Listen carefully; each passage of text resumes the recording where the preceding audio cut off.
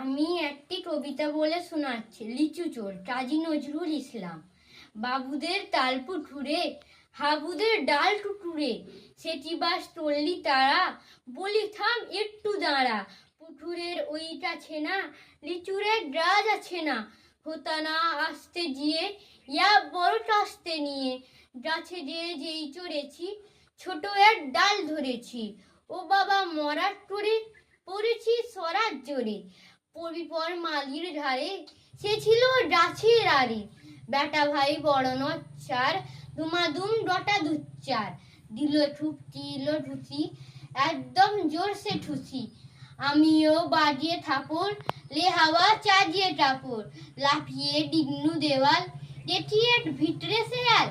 আরে ধ্যাট শেয়াল কোথা, ভেলোটা দাঁড়িয়ে হোটা, দেখে যেই আঁটতে ওঠা, টুটুরো জ্বলল ছোটা। বাবা ডো মা ডো বলে পাঁচিলের ফোটল ডোলে, ঢুকি দিয়ে বসদের ঘরে, যেন প্রাণ আসলো ধরে। যাব ফের টানমুলি ভাই, চুরিতে আর যদি যাই, তবে মোর নামে মিছা, কুকুরের চামড়া খিচা। সেটি ভাই যাই রে ভোলা, মালির ওই পিটনি ডোলা।